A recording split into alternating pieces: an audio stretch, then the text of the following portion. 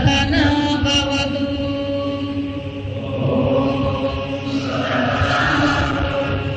सहनौ भुनक्तु सह वीर्यं करवावहै तेजस्विनावधीतमस्तु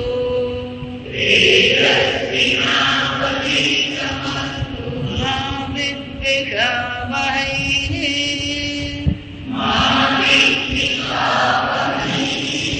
ॐ शान्ति शान्ति शान्तिः।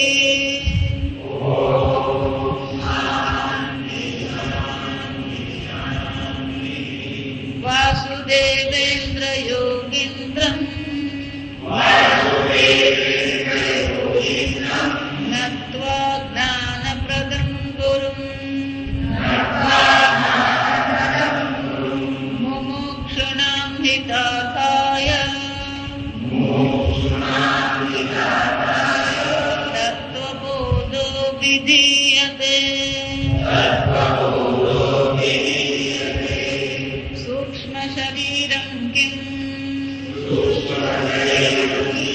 अपञ्चीकृतपञ्चमहाभूतैः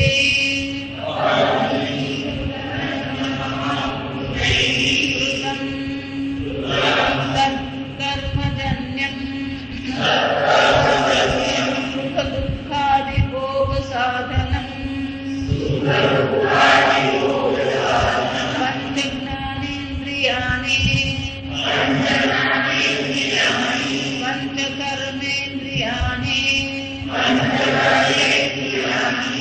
पञ्चप्राणादयः मनश्चैकम् बुद्धिश्च एका एवं सप्तदशा कलाभिः सह यत्तिष्ठति तत्सूक्ष्मशरीरम्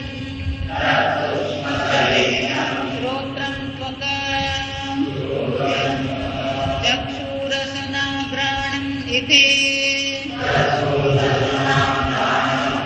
पञ्चज्ञानेन्द्रियाणि श्रोत्रस्य दिग्देवता वाचो वायुः चक्षुतः सूर्यः रसनायाः वरुणः ज्ञानस्य अश्विनौ इति ज्ञानेन्द्रियदेवताः। श्रोत्रस्य विषयः शब्दग्रहणम् वचो विषयः स्पर्शग्रहणम् चक्षुषो विषयो रूपग्रहणम् रसनाया विषयो रसग्रहणम् घ्राणस्य विषयो गन्धग्रहणम् इति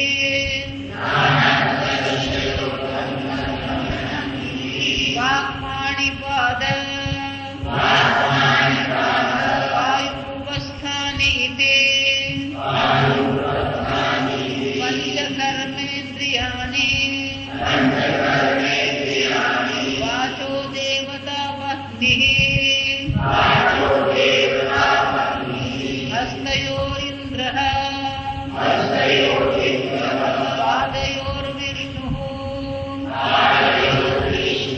वायोर्मृत्युः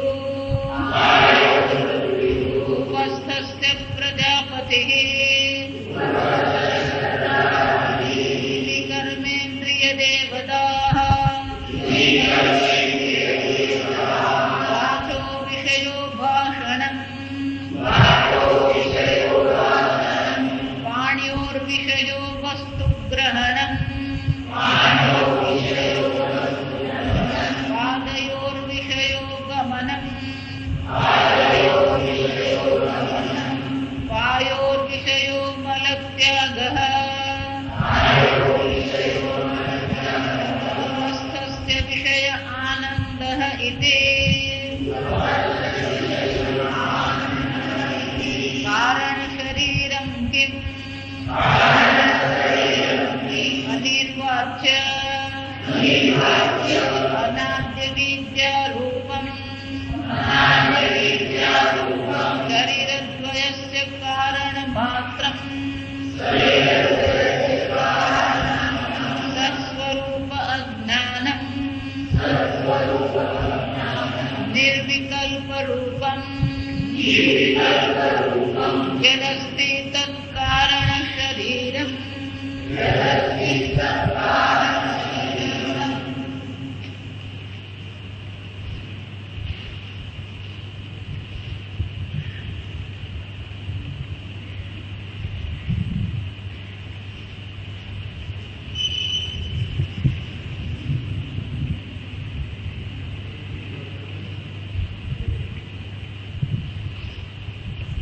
सूक्ष्म शरीर की व्याख्या करता शंकराचार्य जी कहते अपंचीकृत पंचमहाभूतैः कृतम सत्कर्म जन्यम सुख दुखादि भोग साधन मन इंद्रिय એ સાધન છે इंद्रिय એ બહિરંગ સાધન છે मन बुद्धि એ અંતરંગ સાધન છે એટલા માટે આ મન બુદ્ધિને આપણે અંતઃકરણ એવું કહીએ કરણ એટલે સાધન કરણ એટલે સાધન જે અંતર છે એને અંતઃકરણ કહેવાય ઇન્દ્રિયો જે છે કેવી છે બહાર છે અને મન બુદ્ધિ અંતર એ સાધન છે સાધન તરીકે કઈ રીતે કામ કરે છે જો ઇન્દ્રિય બહારના વિષયને મનમાં લઈ જાય इंद्रियों केवी છે इंद्रियों ने આપણે રિપોર્ટર એવું કહેવાય इंद्रियों કોણ છે રિપોર્ટર આ વિશ્વ જગતમાં શું શું બની રહ્યું છે એનું રિપોર્ટિંગ આ ઇન્દ્રિયો કોને કરે છે મનને કરે છે ઇન્દ્રિયો તો ફક્ત જે બહાર દેખાય છે ને એને મનમાં લઈ જાય જો સમજ એટલે ઇન્દ્રિયોનું તટસ્થ છે આ બહુ જેવા જેવી વસ્તુ છે ગઈકાલે આપણે જોયું એમ કે બહારનો જે વિષય છે તમારા મનમાં આવે અને એ મન જ્યારે પુષ્પાકાર બને ત્યારે તમે પુષ્પ જુઓ છો એટલે ખરેખર તમે બહારનું જગત તો જોતા જ નથી જે જગત જુઓ કે કયું છે તમારા મનમાં આવેલું જગત જુઓ એનો અર્થ શું થયો ઇન્દ્રિયથી જે દેખાય છે એ જગત છે જો વિચાર આ બહુ સૂક્ષ્મ વસ્તુ છે इंद्रियों तो बार जेवो विषय थे एवो ज विषय तमारी आगळे प्रगट करे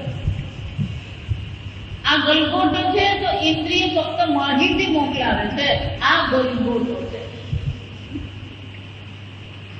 ए इंद्रिय तो वस्तुनिष्ठ छे जो आपने बराबर समझ जेवी वस्तु छे एवी ज दर्शा અત્યારે તમે મને સાંભળી રહ્યા છો જેવો હું એ શબ્દ બોલું છું વાક્ય બોલું છું એવું જ વાક્ય તમારા મનમાં એક પહોંચે છે કાન એમાં કોઈ ગડબડ કરતું નથી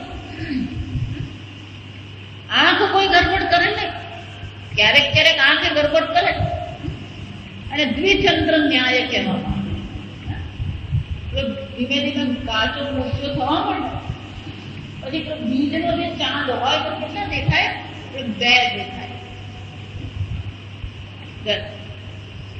એને પ્રમાણ દોષ કહેવામાં આવે એને શું કહેવામાં આવે પ્રમાણ દોષ પણ જો આંખને પ્રમાણમાં કોઈ દોષ નહીં હોય તો જેવો વિષય છે એવો જ તમારા મન સુધી પહોંચે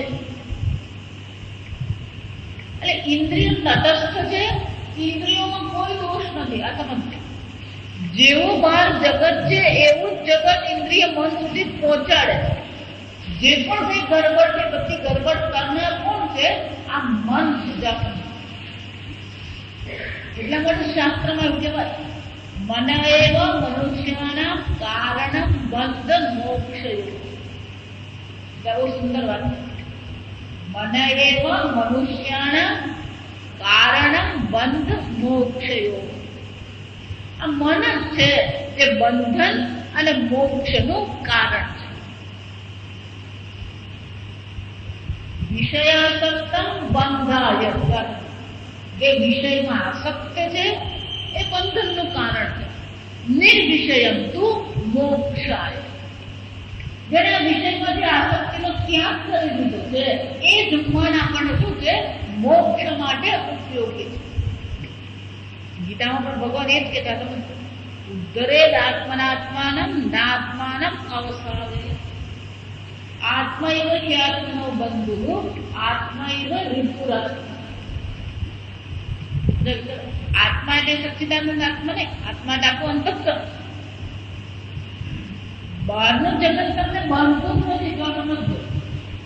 બહારનું જગત તમને દુઃખ આપતું જ નથી. વિષય પણ કોને કહેવાય? વિષયનોથી બદનાથી વિના રજ્જુ.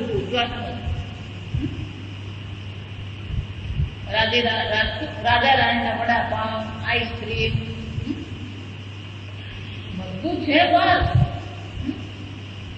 છતાં એ વડાપાવ શું કરે? આપણા મનને બાંધી શકે વિના રજ્જુ. દોરડે વગર પડે બાંધ્યા.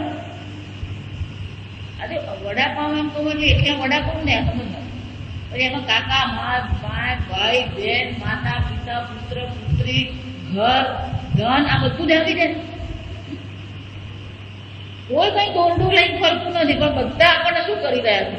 બાંધી રહ્યા છે. બધું જ અંદર આવી જાય. વિના રજ્જુ બદનાથી, એને જ વિષય કહેવામાં આવે. કોઈ દોરડું નથી, એટલા માટે નથી. આ બધામાં આપણો વનવેટ લાગે. તમે ધનને પ્રેમ કરો છો, ધન તમને પ્રેમ કરે. તમે ઘરને પ્રેમ કરો છો, ઘર તમને પ્રેમ કરે. આપણે ઘર વેચવાનો વારો આવે તો બહુ દુઃખ થાય, પણ ઘર એવું કે છે તમને છોડીને નહીં જાય. આટલા વર્ષ આપણે સાથે રહ્યા, હવે તમે જતા રહેશો, હવે કોણ રહેવા આવશે, કેવા હશે, મને કેવી રીતે રાખશે, કે છે ઘર. વિચાર, કોણ તમને બાંધે છે? કોઈ બાંધતું નથી. આ સમજો, આ જગત તમને બાંધતું નથી.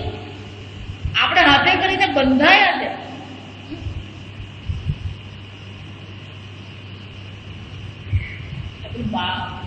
ઊંટ હોય ને, એ ઊંટને બાવળ ભાવે. બાવળ ખાય એટલે બાવળ બહુ પસંદ. ઊંટ શું માને કે સ્વાદ ક્યાંથી આવ્યો? બાવળ. બાવળમાંથી સ્વાદ આવ્યો. સ્વાદ આવતો હોય ક્યાંથી? એ બાવળ ખાય અને બાવળને કારણે એના બધે છાલા પડી જાય અને લોહી નીકળે. એટલે બાવળ એની લાડ અને લોહી બધું ભેગું થાય અને પછી સ્વાદ આવે. પણ એ શું માને?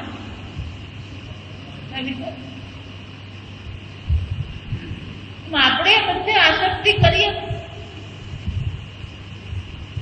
વિચારી, એટલે ગીતામાં ભગવાન જે કહે છે પંડિતા ન અનુશોચંતિ, શોકને તો કોઈ સ્થાન છે જ નહીં. આ સમજી લેવું. તમને ભલે દેખાતા હોય અને ભલે તમે દુઃખી થતા હોય, પણ વાસ્તવિકતા આટલી જ છે એ શોકને કોઈ સ્થાન આ જગતમાં નથી. આ બહુ કડવી હકીકત છે. જો વિચાર, તમને કેરી બહુ ભાવે, રાજાપુરી કેરી.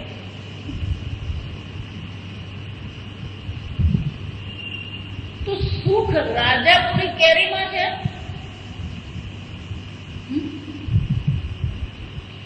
જો રાજાપુરીમાં સુખ હોય તો બધાને એક સરખું સુખ મળવું જોઈએ. આ ગલગોટો છે, તો બધાને માટે આ શું છે? ગલગોટો જ છે. એ કોઈ ગુલાબ કે ચમેલી એને કહેતું નથી. તો જો રાજાપુરીમાં સુખ હોય તો બધાને શું મળવું જોઈએ? સુખ મળવું જ જોઈએ. પણ ધારો કે કોઈ નંગ, જે આપણી ભાષામાં નંગ કે કોઈ આપણને આવીને એમ કે મને તો કેરી ભાવે જ નહીં, તો આપણે શું માનવું?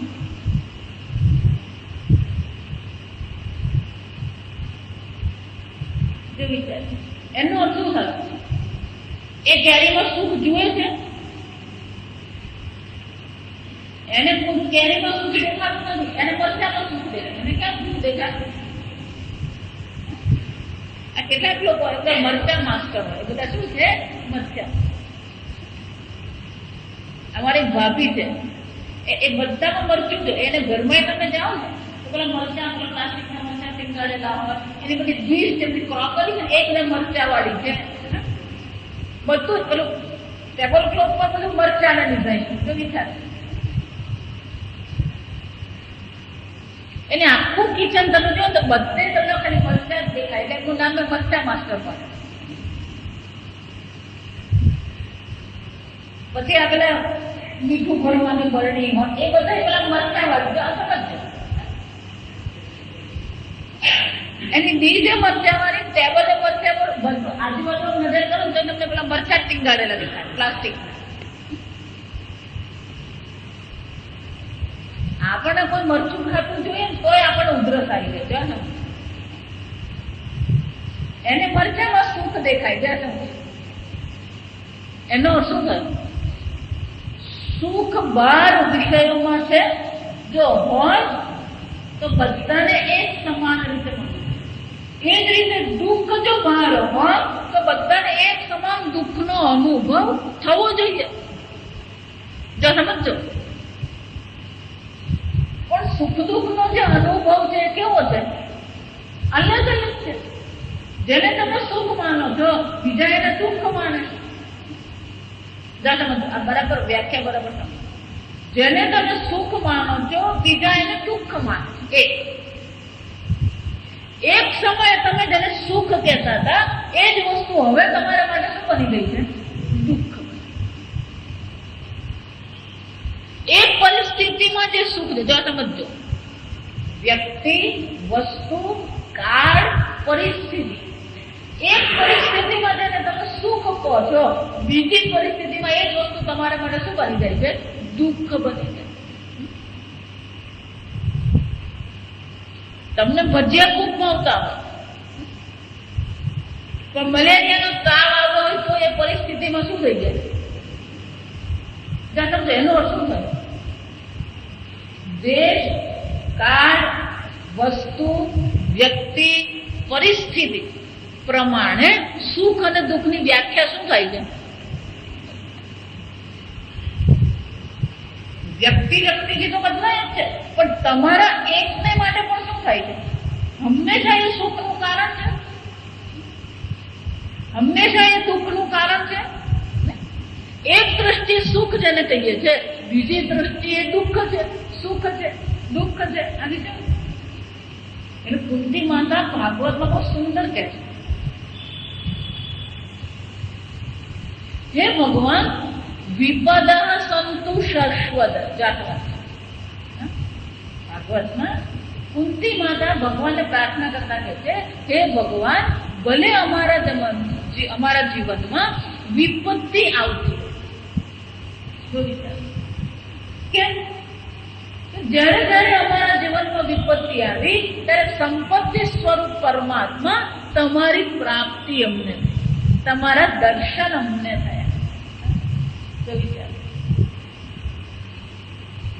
શબરી માતા યુવતી હતા ત્યારે એમના ગુરુજી એમને કીધું કે આ માર્ગમાંથી રામજી પસાર થશે.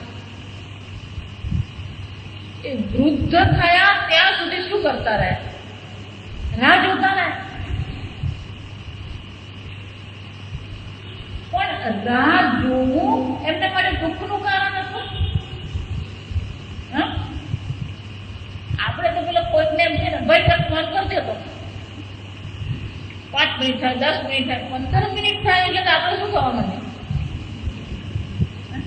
હજી ફોન નહીં કરે. શું કર્યા કરે?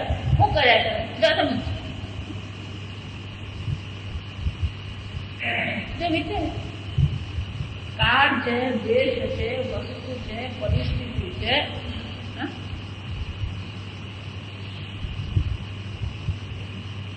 સુખ દુઃખસ્ય ન કોપી દાતા. સુખ દુઃખ જેવી વસ્તુ આ જગતમાં છે જ નહીં. આ સમજો, માત્ર ને માત્ર બે વસ્તુ છે. એક અનુકૂળતા કહેવાય ને બીજી પ્રતિકૂળતા. શરીરની દ્રષ્ટિએ, ઇન્દ્રિયની દ્રષ્ટિએ અનુકૂળતા પ્રતિકૂળતા હોઈ શકે, પણ એને કારણે હું સુખી છું અને હું દુઃખી છું એ આપણો અધ્યારોપ છે. જો બરાબર સમજી લે. અનુકૂળતા પ્રતિકૂળતા છે એમાં આપણે ના નથી પડતા. અને કોઈ પણ વ્યક્તિ એવું કહી શકે નહીં મને બધી રીતે બધી અનુકૂળતા છે, કહી શકે. અને કોઈ એવું કહી શકે બધી જ રીતે મને પ્રતિકૂળતા છે. જો વિચાર. અને એટલા માટે પાછા મૂળ ચર્ચા કરાવી. એટલા માટે ઇન્દ્રિય તો તમને બહારનું જગત બતાવે છે. જ્ઞાનેન્દ્રિય તો ફક્ત શું કરે છે? બહારનું જગત જેવું છે એવું જ તમારી સામે એક પ્રગટ કરે છે, રિપોર્ટિંગ કરે છે મનને. પણ આ મન એવું છે કે પછી અંદર શું કરી લે? પેલો ચાટ મસાલો નાખે, પાઉંભાજીનો મસાલો નાખે, તો જાતે શું ચાલે? ખાંડ ઉમેરે.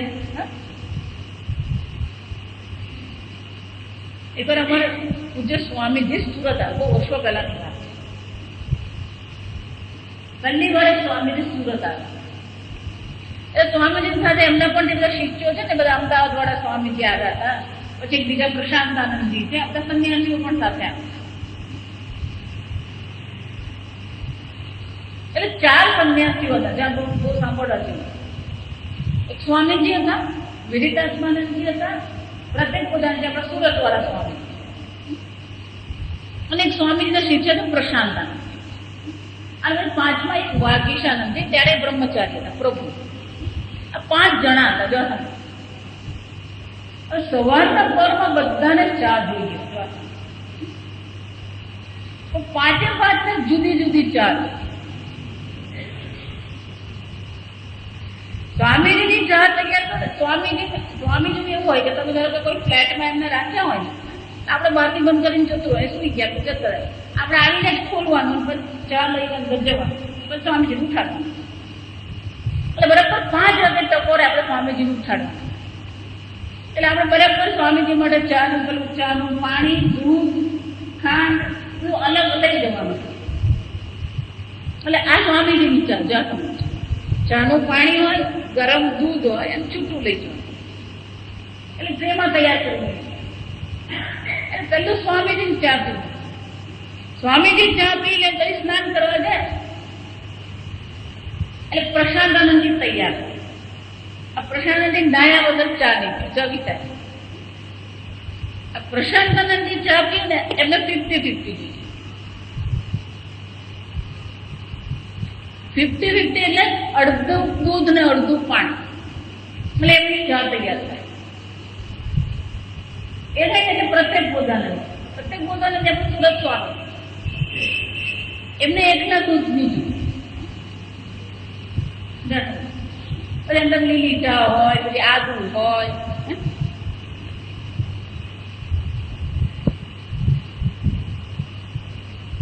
પછી વિરિતાત્માનંદજી એ પછી એમની બાજુ બીજું કરું. જો આ સમજો, સવારના પરમાં આ બધાની ચા બનાવવાની.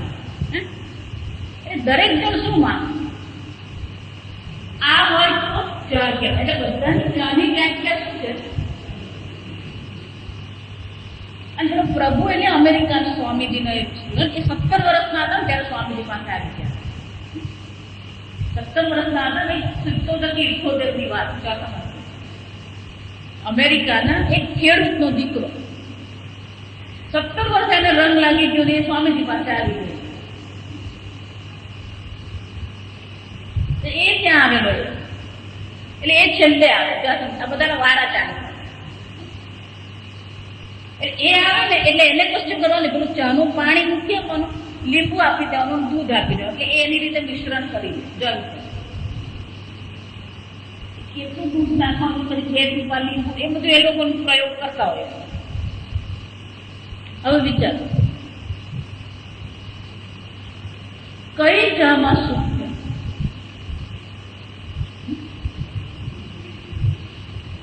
દાદી હતા બધાથી ચડે એટલા માટે કે ચા આમ ગરમ ગરમ ઉતરે ને તેમને આપવાનું, અને પછી ઘી એમાં નાખવાનું. પછી રોજનું એમનું માપ જુદું જુદું હોય. આજે અડધી ચમચી જોઈએ, આજે 1 ચમચી જોઈએ, આજે 2 ચમચી. એ કહે ને એટલું ઘી આપણે નાખીએ. પછી આમ ઘી પીગળીને આમ લેયર થાય પછી એ ચા પીવાની શરૂ. તો વિચારી જુઓ, કોને સુખ કહેવાય મને કહો?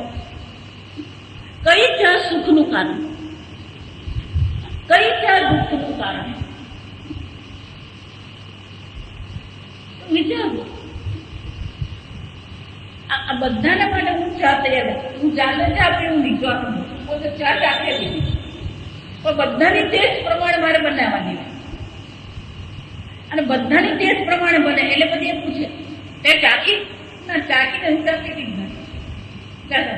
હવે એક ભાઈ હતા ને, એને બહુ નવાઈ લાગે. 10 દિવસ સુધી આ ચાલતું. તું ચા પીએ નહીં, આ 5-5 બરાબર ટેસ્ટ કરી તું કેવી રીતે બનાવે?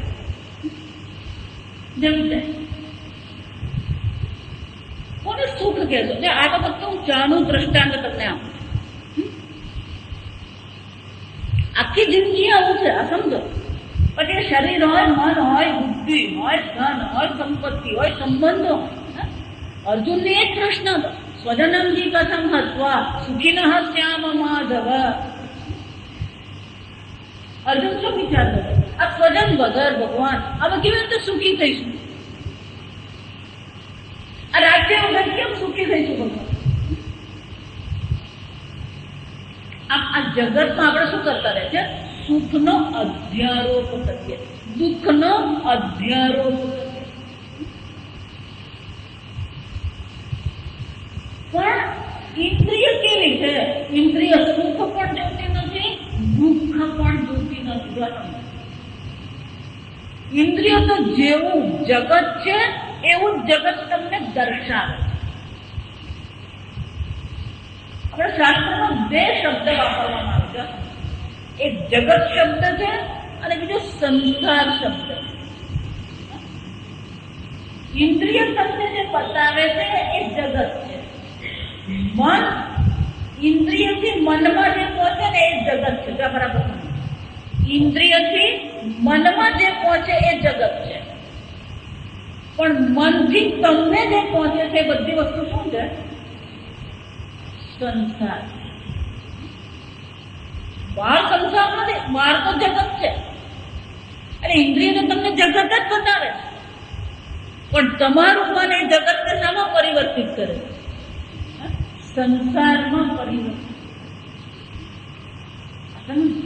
સંસાર બહાર નથી, બહાર ભગવાને બનાવેલું સંપૂર્ણ સુંદર જગત છે. પણ આપણું મન છે કે જગતને શામાં પરિવર્તિત કરી દે છે? આપણા મનની કળા છે. આપણું મન એમાં કુશળ છે. ભગવાનને નવાઈ લાગે, ભગવાનને નવાઈ લાગે કે મેં આટલું સરસ જગત બનાવ્યું અને આ દુઃખી થતો જ. આપણે ભગવાનને આશ્ચર્ય પમાડીએ.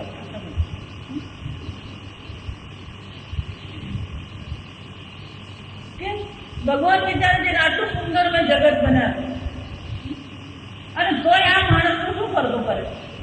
ફરિયાદ કરતો રહે, દુઃખી થતો રહે, રડતો રહે, પકડતો રહે, માગતો રહે. આટલા જ કામ આપણે કરીએ દાદા મને.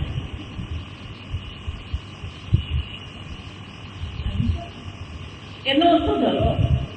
ઇન્દ્રિય સાધન છે અને સાધન તરીકે કામ કરે છે, પણ જ્યાં મન અને બુદ્ધિનું આવે છે તો એ સાધન તરીકે કામ કરતા નથી. આપણી મુશ્કેલી છે. મન સાધન રહેવું જોઈએ, પણ મન સાધન રહેતું, બુદ્ધિ સાધન રહેવી જોઈએ, પણ એ બુદ્ધિ સાધન રહેતી નથી. વિચારી, તમને ઠંડી ગમે કે ગરમી ગમે?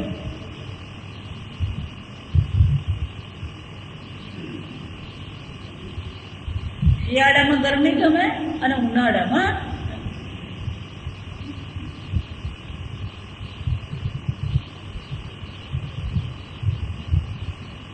ઠંડી સારી કે ગરમી સારી?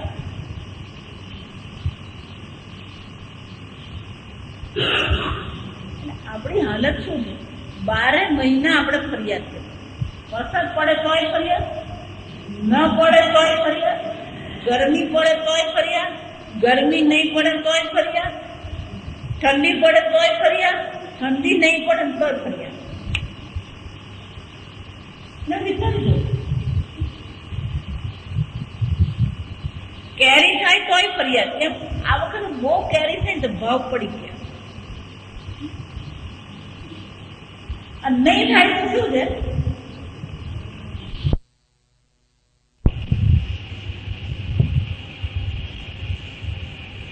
આમ શંકરાચાર્ય વાસ્તવિકતા પ્રગટ કરતા આપણને કહે છે મન અને બુદ્ધિ પણ શું છે?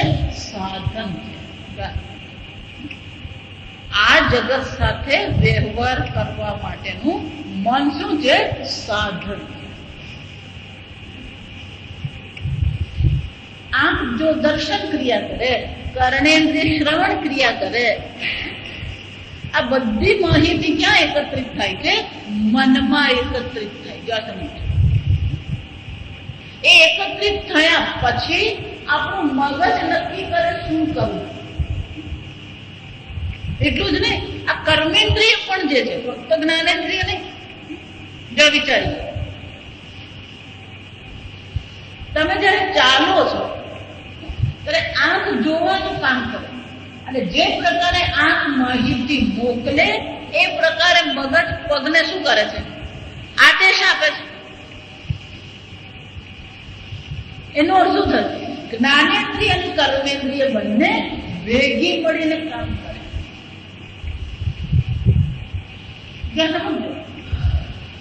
આમ જ્ઞાનેન્દ્રિય કામ કરે, આમ કર્મેન્દ્રિય એમ નહીં.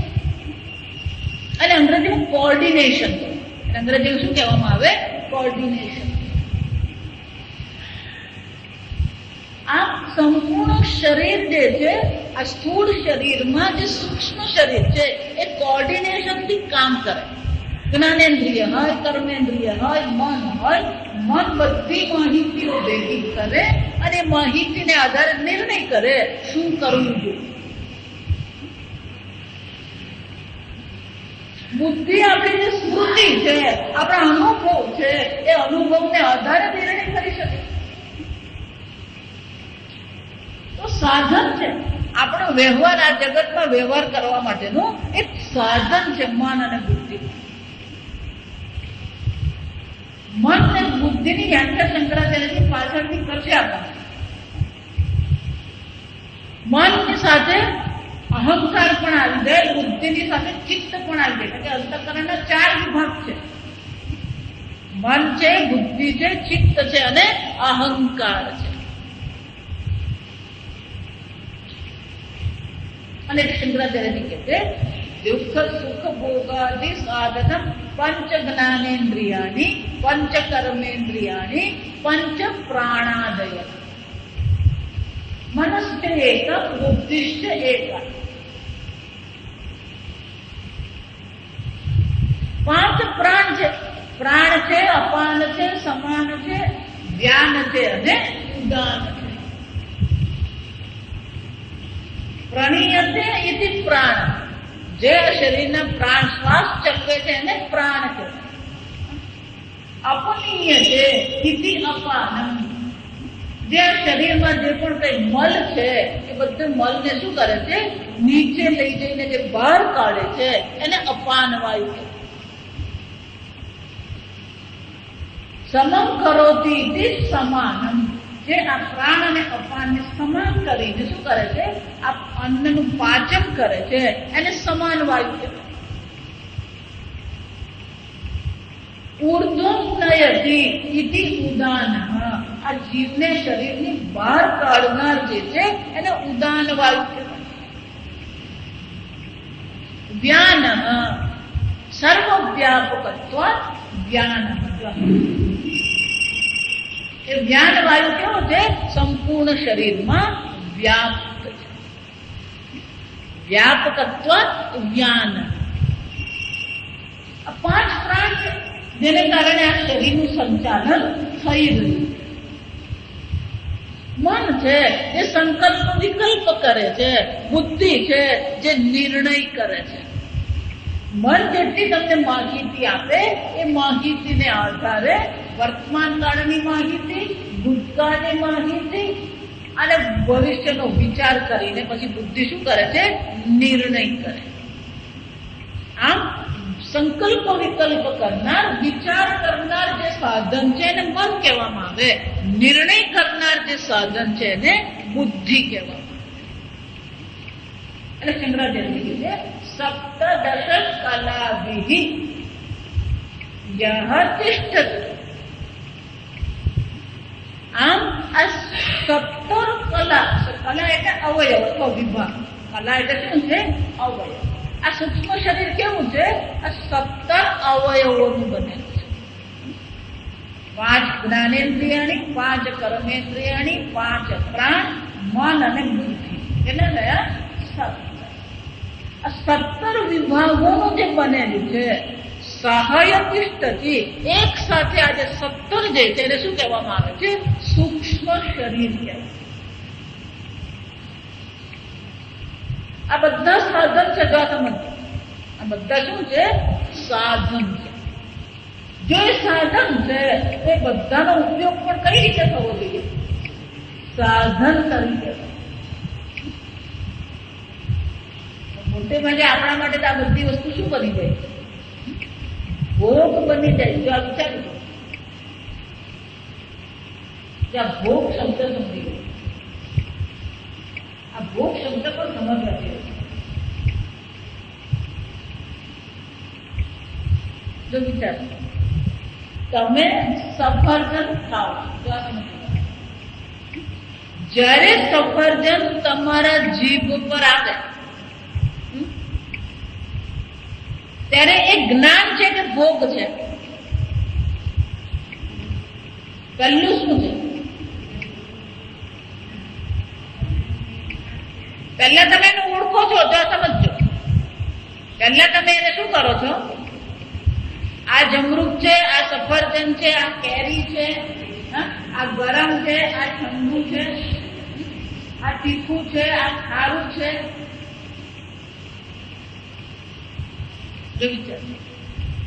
તો જીભ તો આપણને ફક્ત શું કરે છે?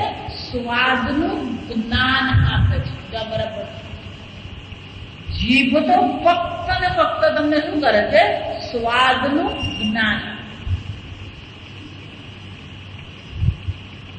તો પછી ભોગ કોને કહેવાય? જો વિચાર, આ તીખું છે તો જીભ તો તમને ખાલી માહિતી જ આપે છે આ તીખું છે. જીભ તમને માહિતી આપે છે આ ગળ્યું છે. તો હવે મને કહો, ભોગ કોને કહેવાય? વિચાર, તમે એમ માનતો હોય કે મેં ભજીયા ખાધા એ ભોગ કહેવાય. હું કહું છું એ જ્ઞાન છે. કોણ સાચું? જ્ઞાન અને ભોગનો ફરક શું? મને કહો. જો વિચારો,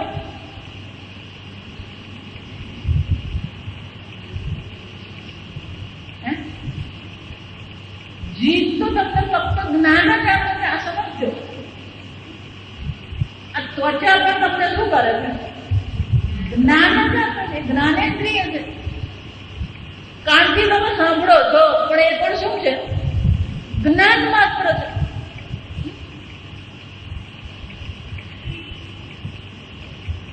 અમારે સ્વામીજી છે. આજે પેલા જાત જાતના પેલા ભજન ગાવા વાળા હોય. એટલે ભજન ગાવા વાળા હોય તો કાન તો ફક્ત આપણને એમ કે છે કે આ ભજન છે, પણ એમને એટલે બહુ વર્ષો પહેલા થઈ ગયા. અત્યારે તો મને ખબર નથી. હરિઓમ શરણ કરીને કોઈ ભજન ગાતા. હરિઓમ શરણ એમને એમનો અવાજ જરાક પણ નહીં ગમે. એટલે ધારો કે પણ કેસેટ વાગતી હોય તો તરત શું કરે?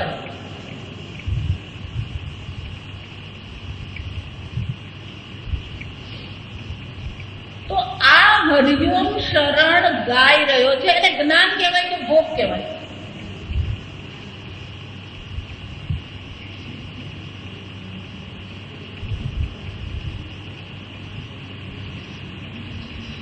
આ ગલગોટો છે એ જ્ઞાન છે. જો સમજો, આ ગલગોટો છે એ જ્ઞાન છે. એ જ રીતે આ હરિઓમ શરણનું ભજન છે એ પણ શું છે? જ્ઞાન છે. આ મરચું છે એ જ્ઞાન છે. આ લીસું છે એ જ્ઞાન છે. આ ઠંડુ છે એ જ્ઞાન છે. આ ગરમ છે એ જ્ઞાન છે. સમજો, બધી ઇન્દ્રિયના વિષયોમાં ફક્ત તમને જે મળે છે એ શું છે? જ્ઞાન છે. એટલા માટે જેને શું કહેવામાં આવે? જ્ઞાનેન્દ્રિય.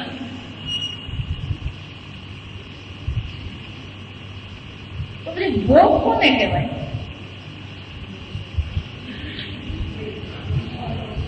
હા, વિષયમાં જયારે તમારા રાગ દ્વેષ ઉમેરાઈ જાય ત્યારે શું બની જાય?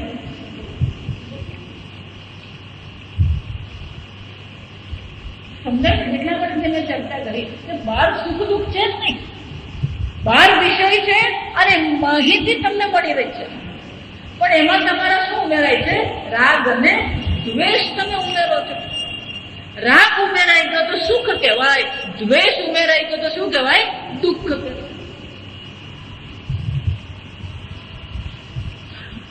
એનો શું કરે?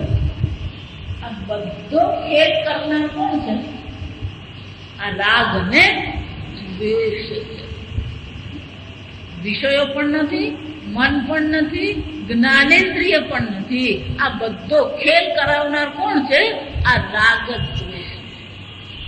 એટલે ભગવાન કે કામ એષ ક્રોધ એષ રજો ગુણ સમુદ્ભવ પાપાનં પ્રજહિયેનં. ભગવાન શું કહે છે? આ કામ જે છે, ક્રોધ, જો આ સમજો, રાગ અને દ્વેષ અવ્યક્ત અવસ્થા. રાગ અને દ્વેષ શું છે? અવ્યક્ત. કામ અને ક્રોધ એ વ્યક્ત. રાગ કામ રૂપે પ્રગટ થાય, દ્વેષ ક્રોધ રૂપે પ્રગટ થાય. એટલે ભગવાન શું કે છે? પાપમાં આ રાગ દ્વેષ પાપ સ્વરૂપ છે. પ્રજહિ કે હે અર્જુન, તું આનો ત્યાગ કર. કેમ?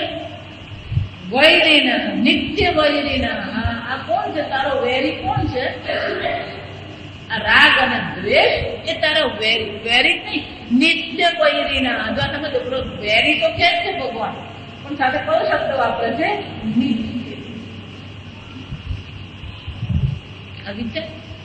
એટલા માટે બધો ખેલ કરાવનાર કોણ છે? આ રાગ દ્વેષ. પણ એ રાગ દ્વેષ રહે છે ક્યાં? ઇન્દ્રિયાણી મનોબુદ્ધિ અસ્ય અધિષ્ઠાન મુખ્ય. એનું અધિષ્ઠાન ક્યાં છે? ઇન્દ્રિય છે, મન છે અને બુદ્ધિ છે. ગીતામાં ભગવાને ત્રીજા અધ્યાય સ્પષ્ટ કહી દે છે, ઇન્દ્રિયાણી ઇન્દ્રિયાર્થેષુ રાગ દ્વેષૌ વ્યવસ્થિતો તયોઃ વશં ન ગચ્છે તૌ હિ અસ્ય પરિપંથિનો. અર્જુન, આ બધો ખેલ કોનો છે? આ રાગ અને દ્વેષનો.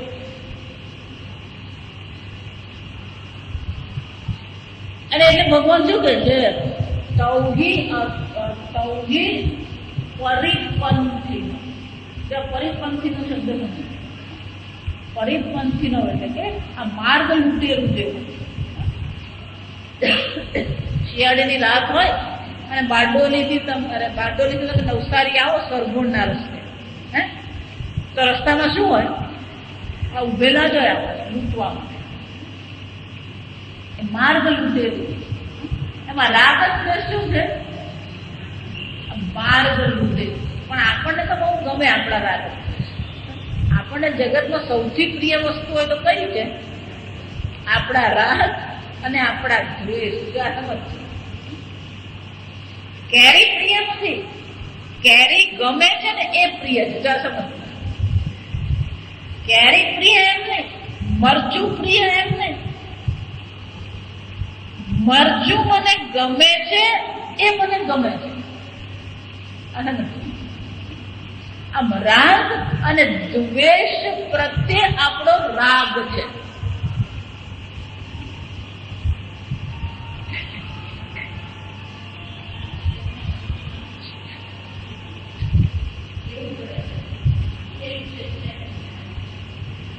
રાગ અને દ્વેષ પ્રત્યે પણ આપણને શું છે? રાગ છે. જો આ સમજો, બધા સંસારીઓને પોતાના રાગ દ્વેષ બહુ ગમતા. એટલે મને જે રંગ ગમતો હોય, મને જે ગાડી ગમતી હોય, મને જે કપડા ગમતા હોય, મને જે ભોજન ગમતું, બધું સારું કરે. મને નહીં ગમતું એટલે નહીં ગમતું. સમજો, બધી સાધુ બને ને, સાધુ બને ને એટલે બીજી તકલીફ. ભગવાને કીધું આ રાગ દ્વેષ દુશ્મન છે, એટલે રાગ દ્વેષ પ્રત્યે હવે શું થઈ ગયું? દ્વેષ થઈ ગયો. આ તકલીફ છે. જો એટલે ક્યાં તો રાગ દ્વેષ પ્રત્યે રાગ હોય અને રાગ દ્વેષ પ્રત્યે દ્વેષ હોય. એટલે પાછળ રાગ દ્વેષ નો ચક્કર શરૂ થાય. જો સમજ તો પછી કરવું શું? ભગવાન કહે છે આ ઇન્દ્રિયાણી રાગ દ્વેષો વ્યવસ્થિત તૌહી અસો પરિપંથી નવો. આ બે જ આપણે શું છે? માર્ગ લૂટેલું. તો શું કરવું? ભગવાન બહુ સીધો ઉપાય આપે છે. તયોહો વશમ ન આગત. એક જ ઉપાય છે અને એ કયો છે? એમના વશમાં થવાની જરૂર.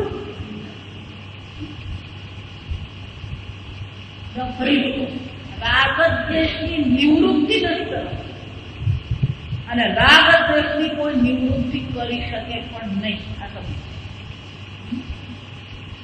પણ એક જ ઉપાય છે, એના વશમાં નહીં આવે.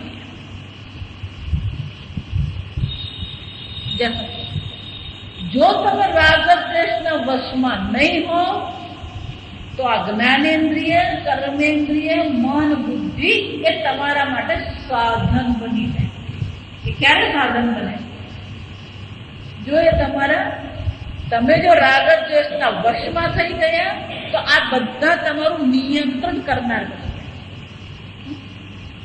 જો તમે રાગ દ્વેષના નિયંત્રણમાં નથી તો જ્ઞાનેન્દ્રિય, મન અને બુદ્ધિ ક્યારેય તમારું નિયંત્રણ નહીં કરે.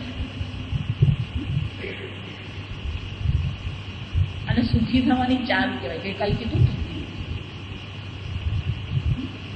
સુખી થવાની આ એક જ ચાવી છે. આ સમજ કે તમારા રાગ દ્વેષ પર તમે નિયંત્રણ મેળવો.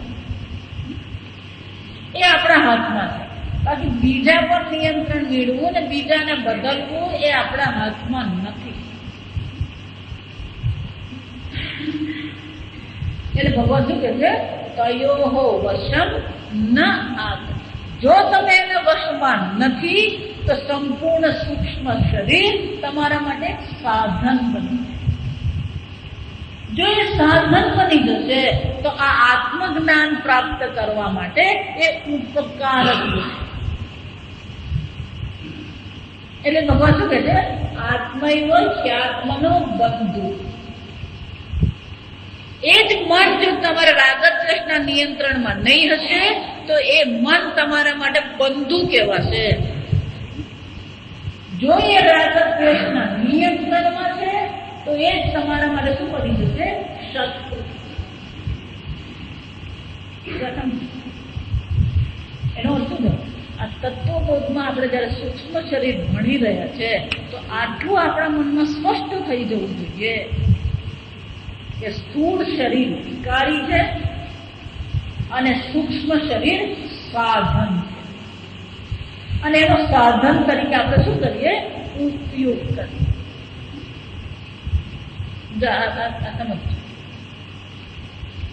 તમે ગાડી નો વિચાર, માનો હોન્ડા સિટી લીધી, સ્કોડા લીધી, 15 લાખની સ્કોડા તમે ગાડી લીધી. જો બરાબર એ 15 લાખની સ્કોડા છે, તમને પ્રિય છે, પણ એ છે વાહન. જાસુ છે છેવટે શું છે? વાહન. પણ નહીં, 15 લાખની મને બહુ ગમે છે એટલે હું તો ઘરમાં જ પાર્ક કરું. ચાલે ને? સ્કોડાને ક્યાં પાર્ક કરવાની? Living room.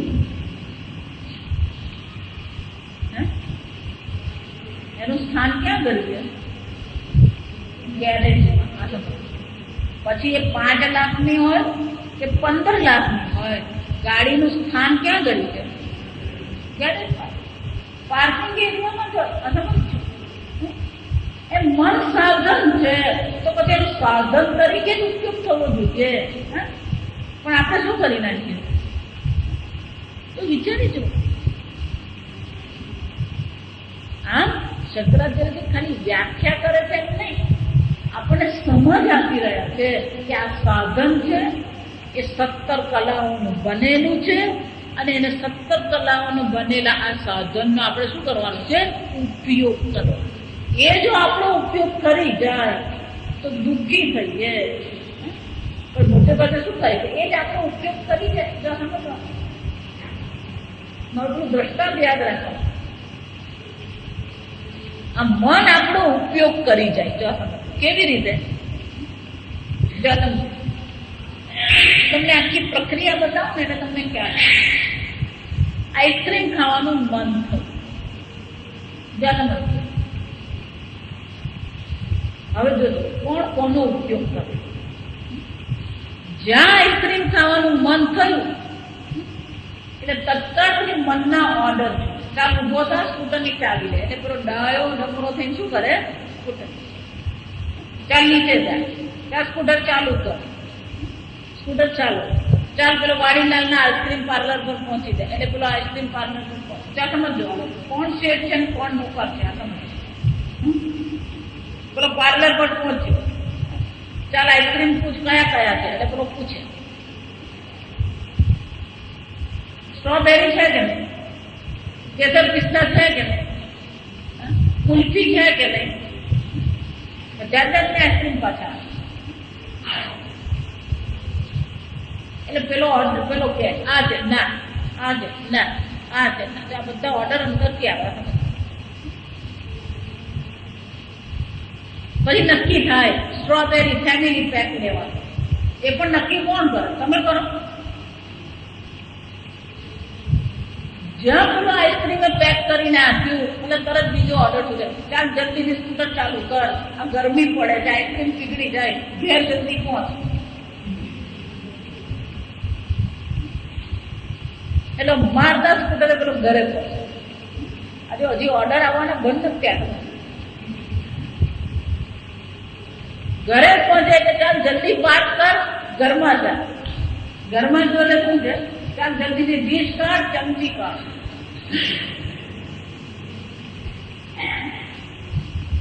જ્યાં ડીશ ને ચમચી કાઢ, ચાલ આઈસ્ક્રીમ કાઢ. હજી બાકી આઈસ્ક્રીમ કાઢ. જ્યાં આઈસ્ક્રીમ નીકળ્યું હજી પૂરું નહીં થાય. ચાલ હાથમાં લઈને શું કર? જીપ પર મૂક. મને કોણ શેઠ ને કોણ નફો? આ બધા ઓર્ડર શું છે? શું કહેવાય? ઓર્ડર. એટલે ભગવાન શું કે છે? તયોહો વશમ ન આગળ છે. બરાબર. આઈસ્ક્રીમ ખાવાનું કઈ વાંધો નથી. આ સમજ. રાગદ્વેષ હોવામાં પણ કઈ વાંધો નથી, પણ આટલો જ પ્રયત્ન હોવો જોઈએ કે બધા રાગદ્વેષની પૂર્તિ થાય એવું જરૂરી નથી. અને બધા રાગદ્વેષની પૂર્તિ થાય તો જ તમે સુખી થાવ એવું પણ જરૂરી નથી.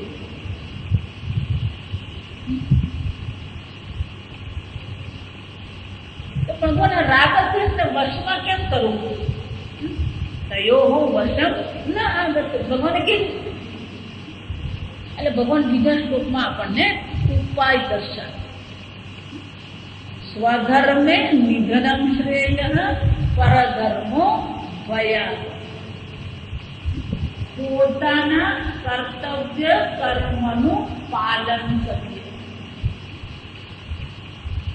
આ રાગદ્વેષની એક વિશેષતા. તમે સીધા એની સાથે સિંગડા ભેળવા જાઓ ને તો ફસાઈ જાઓ. પણ એને બદલે શું કરવાનું છે? રાગ દ્વેષને આપણે નિયંત્રણ કરવાનું નથી. ભગવાન કહે છે સ્વધર્મે નિધનમ શ્રેય. તમે તમારા કર્તવ્ય કર્મનું પાલન કરો. આપણે અનેક વાર જોઈ ગયા છે કે એક વાર તમે કર્તવ્ય કર્મનું પાલન કરો, આપોઆપ બધા રાગ દ્વેષ થઈ ગયું. ઘરમાં એક નાનું બાળક આવી જાય અને બાળકને ઉછેરવું જો આપણું કર્તવ્ય બની જાય, બાકીની બધી વસ્તુ શું થઈ જાય? ગૌણ બની જાય. બધા આપણા રાગ દ્વેષમાં શું થઈ જાય? ગમે એટલો આઈસ્ક્રીમ ભાવતું હોય, ગમે એટલું પિક્ચર જોવાનું મન થાય, પણ આ કર્તવ્ય કર્મની સામે આ બધા રાગ દ્વેષ શું થઈ જાય? શિથિલ થઈ જાય. જો સમજો, નાશ નહીં પામે, શું થઈ જાય? શિથિલ થઈ જાય. અને એક વાર એ રાગ દ્વેષ આપણે શિથિલ થઈ ગયા પછી એ હોય કે નહીં હોય કોઈ ફરક નહીં પડે. અને એટલે ભગવાન શું કહે છે? કર્તવ્ય કર્મનું આપણે પાલન કરીએ, ઈશ્વરનું નામ લઈએ. કે ભગવાન તો આ તો કહેતા જ મતપરા એટલે શું છે? એ પરમાત્માનું પણ ચિંતન કરતા. આમ એ પરમાત્માના ચિંતન દ્વારા, કર્તવ્ય અને કર્મ દ્વારા આપણે રાગ દ્વેષ પર જો નિયંત્રણ મેળવીએ તો આ સૂક્ષ્મ શરીર આપણા માટે સાધન બની જાય. અને એક વાર એ સાધન બની ગયું પછી માર્ગ બહુ સરળ છે. આ સમજો, પછી તમે એનો ઉપયોગ કરો છો, એ તમારો ઉપયોગ કરી શકે નહીં. આગળ આપણે કાલે ઓમ સ્વસ્તિ પ્રજાભ્યઃ પરિપાલયન્તાં ન્યાયેન માર્ગેણ મહિં મહેશાઃ ગોબ્રાહ્મણેભ્યઃ શુભમસ્તુ નિત્યં લોકાઃ સમસ્તા સુખિનો ભવन्तુ કાલે વર્ષતુ પર્જન્યઃ પૃથ્વી સસ્યશાલિની દેશોऽયં લોભરહિતः બ્રાહ્મણાः સन्तु નિર્ભયાः ઓમ સર્વેષાં સ્વસ્તિર્ભવતુ સર્વેષાં શાન્તિર્ભવતુ સર્વેષાં પૂર્ણં ભવતુ સર્વેષાં મંગલં ભવતુ સર્વે ભવन्तુ સુખિનઃ સર્વે સन्तુ નિરામયાઃ સર્વે ભદ્રાણિ પશ્યन्तુ મા કશ્ચિत् દુઃખભાગ્ ભવેत् અસતો મા સત્યમય તમસો મા જ્યોતિર્ગમય મૃત્યોર્મા અમૃતં ગમય. ઓમ પૂર્ણમદઃ પૂર્ણમિદં પૂર્ણાत् પૂર્ણમુદચ્યતે પૂર્ણસ્ય પૂર્ણમાદાય પૂર્ણમેવાવશિષ્યતે. ઓમ શાંતિ શાંતિ શાંતિ. હરિ ઓમ શ્રી ગુરુભ્યો નમઃ. હરિ ઓમ. હરિઓમ. એક જ વાત કરવાની, જે લોકોએ પોતાના એડ્રેસ નહીં આપ્યા હોય એ હિરેનથી અનિલભાઈને તમારા એડ્રેસ તમે લખાવી દો. બીજી વાર હું આવું કે બીજો કોઈ કાર્યક્રમ હોય તો તમને એની જાણ કરી શકીએ. એટલે આજે અને આવતીકાલે 2 દિવસ આપણે છે. આજે અને આવતીકાલે જ છેલ્લો દિવસ છે. એટલે આજે કે આવતીકાલે તમે હિરેનને શું કરશો? તમારું address, phone number, mobile number લખાવી દો.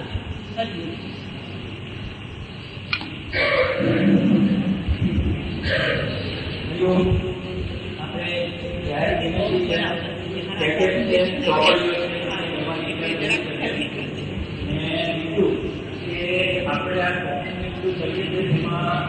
ખર્ચો લાગે છે એને કંઈ લાગતું વળગતું હોય તો કરી શકીએ. હરિઓમ.